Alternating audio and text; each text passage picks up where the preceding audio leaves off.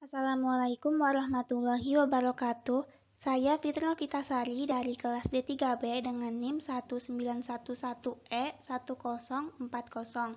Di sini saya akan mempresentasikan tentang Brugia Malayi dari tugas mata kuliah Parasitologi 1. Brugia Malayi. Brugia Malayi adalah salah satu nematoda jaringan yang merupakan salah satu dari 3 parasit yang menyebabkan penyakit filariasis limfatik atau kaki gajah. Brugia malayi yang hidup pada manusia ditularkan lewat gigitan nyamuk Anopheles barbirostris. Brugia malayi terdiri dari 3 tipe secara epidemiologi, yaitu Brugia malayi yang ditemukan di persawahan yang bersifat periodik nokturna, yaitu mikrofilaria ditemukan di darah tepi hanya pada malam hari.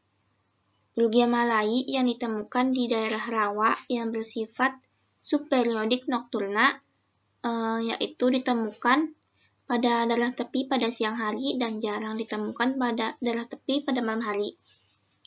Dan Brugia malayi yang ditemukan di hutan yang bersifat non-periodik, yaitu mikrofilaria ditemukan dalam darah tepi, baik pada malam hari ataupun siang hari. Kemudian siklus hidup Brugia malayi. Perkembangbiakan Brugia malayi terjadi pada 2 fase diskrit, pada vektor nyamuk dan pada manusia. Nyamuk berfungsi sebagai vektor biologis dan inang perantara. Nah, pada fase nyamuk pertama, nyamuk memakan darah manusia yang jika manusia tersebut terinfeksi Brugia malayi, maka mikrofilarianya akan masuk ke dalam tubuh nyamuk. Nah, dalam tubuh nyamuk tersebut, mikrofilaria akan melepaskan selubungnya, memasuki midgut, dan memasuki ototoraks nyamuk, yang di sana dia akan berkembang menjadi larva level 1 sampai larva level 3 dalam rentang waktu 7-21 hari. Nah, larva infektif level 3 kemudian akan bermigrasi ke kepala nyamuk dan memasuki belalai nyamuk, yang kemudian nyamuk tersebut akan memakan darah manusia lain. Nah, ke fase manusia. Larva infektif akan menembus kulit manusia melalui lubang gigitan nyamuk tadi. Nah, di dalam situ, dia akan berkembang menjadi cacing dewasa dalam sistem limfatik selama rentang 6 bulan. Kemudian, cacing-cacing dewasa akan bertelur mikrofilaria yang banyaknya sampai 10.000 telur per harinya, yang kemudian mikrofilaria tersebut akan memasuki peredaran darah yang bisa dimakan kembali oleh nyamuk lainnya. Nah, bentuk infektif dari cacing Brugia malayi adalah larva level 3 yang dibawa oleh nyamuk, dan bentuk diagnostiknya adalah mikrofilaria dalam darah, dan sampel yang digunakan adalah sampel darah. Kemudian, morfologi mikrofilaria Brugia malayi. Ciri-ciri dari mikrofilaria Brugia malayi adalah: pertama, mikrofilaria berkisar antara 177 hingga 230 mikrometer panjangnya dan aktif bergerak di getah bening atau dalam darah. Yang kedua, memiliki ujung anterior bulat dan ujung posterior yang runcing.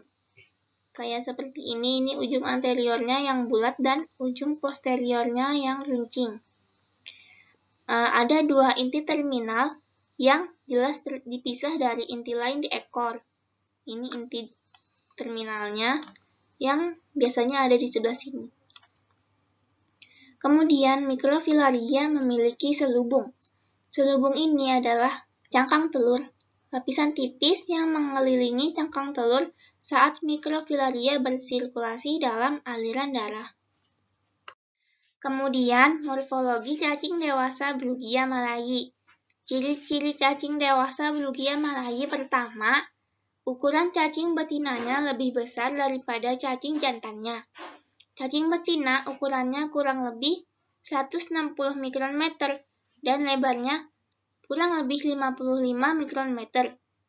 Ukuran cacing jantan panjangnya kurang lebih 90 mikrometer dan lebarnya 25 mikrometer. Bentuknya panjang dan seperti benang halus. Mereka bergerak dalam bentuk es dan memiliki kutikula halus dan ditemukan di kelenjar getah bening dan saluran limfatik. Pada cacing dewasa juga terdapat terminal nuklei yang ada di ekornya. Patogenesis. Perkembangan penyakit filariasis dapat dipengaruhi oleh faktor mendapat gigitan nyamuk yang sering, kerentanan individu terhadap parasit, banyak larva infektif yang masuk ke dalam tubuh, dan adanya infeksi sekunder oleh bakteri atau jamur. Pada dasarnya, perkembangan klinis filariasis disebabkan oleh cacing filaria dewasa yang tinggal di saluran limfa, sehingga menimbulkan gejala pelebaran atau dilatasi saluran limfa, bukan penyumbatan atau obstruksi, sehingga terjadi gangguan fungsi limfatik. Gejala klinis. Gejala klinis penderita ditandai dengan serangan demam dan gejala peradangan saluran dan kelenjar limfa yang hilang timbul berulang kali. Biasanya berlangsung selama 2-5 hari dan dapat sembuh dengan sendirinya tanpa pengobatan. Peradangan ini sering timbul setelah penderita bekerja berat di ladang atau sawah dan terlihat sebagai garis merah yang menjalar ke bawah. Pada stadium lanjut, elefantiasis yang timbul sering menyerang bagian tungkai di bawah lutut atau siku, sehingga lutut atau siku tampak normal. Diagnosis penyakit filariasis.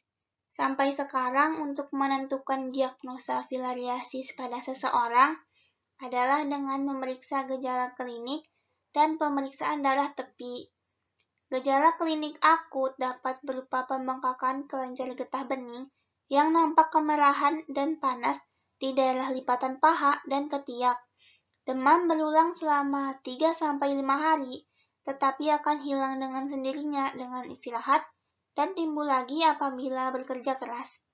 Sementara, gejala klinis kronis dapat berupa pembesaran yang menetap atau elefantiasis pada tungkai, kaki, lengan, buah zakar, dan payudara.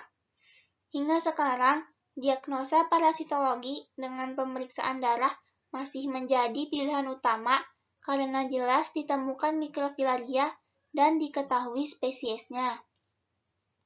Penentuan spesies dari mikrofilaria didasarkan atas ada atau tidaknya sarung dan letak dari inti pada spesimen yang dibuat pulasan. Selain dengan teknik sediaan darah tebal, cara lain yang digunakan antara lain dengan teknik filtrasi untuk menentukan mikrofilaria, teknik molekuler untuk melacak adanya DNA filaria dengan metode DNA probe, dan metode PCR serta melacak adanya antigen filaria dengan metode ELISA. Ini adalah video contoh pemeriksaan sediaan darah tebal untuk menentukan adanya mikrofilaria. Pembuatan sediaan darah tebal mikrofilaria. 1. Bersikat ujung jari tengah. Untuk bayi, bisa menggunakan di bagian tumit dan cuping telinga dengan kapas alkohol. Biarkan kering. 2. Tusuk jari dengan lancet darah yang steril. Hapus tetesan pertama dengan kapas kering.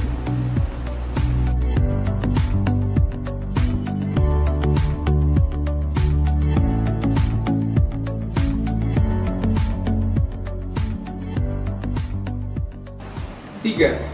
Teteskan darah sekitar 4-5 tetes ke atas kaca objek, kemudian lebarkan dengan bantuan sudut kaca objek lain sampai terbentuk elips sebesar 3/4 kaca objek.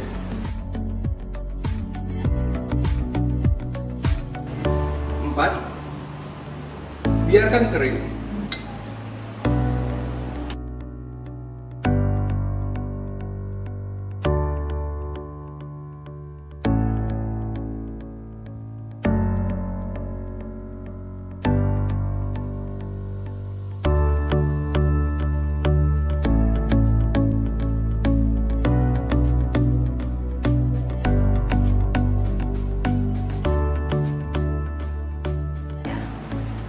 Ini contoh sediaan mikrofilaria.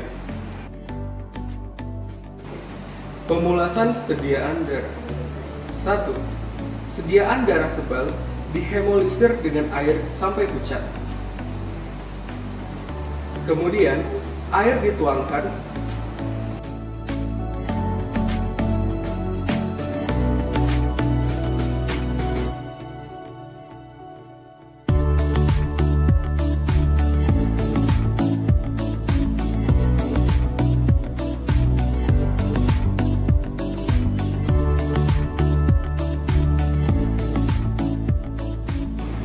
Kemudian, air dituangkan dan dibiarkan kering.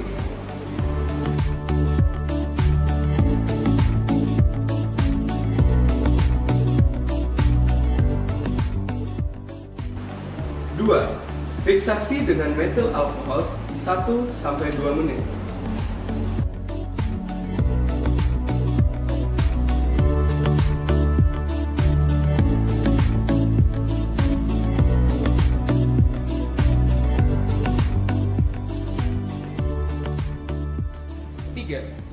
Teteskan larutan Giemsa ke atas sediaan dan diamkan selama 15 menit.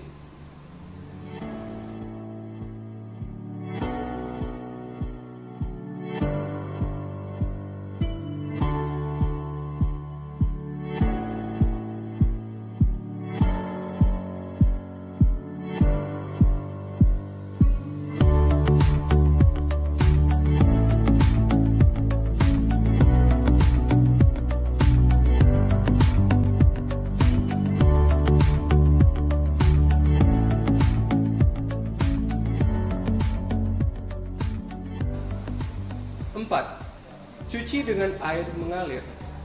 Larutan Giemsa tidak boleh dituang langsung, tetapi didorong dengan air agar tidak terdapat endapan pada sediaan.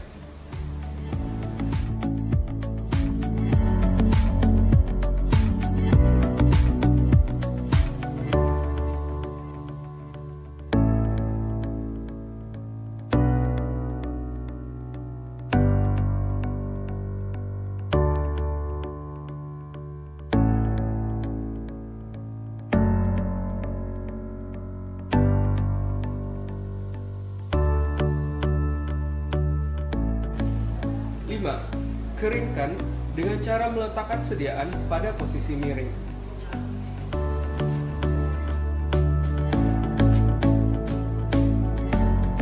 Sediaan yang sudah dikeringkan diperiksa di bawah mikroskop dengan pembesaran okuler 10 kali.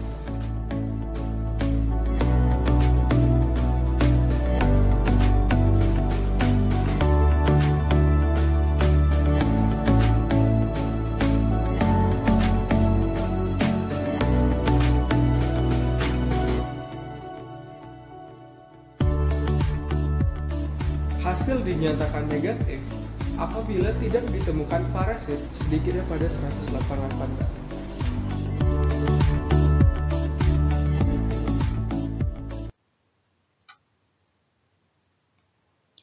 Itulah video dari pemeriksaan mikrofilaria.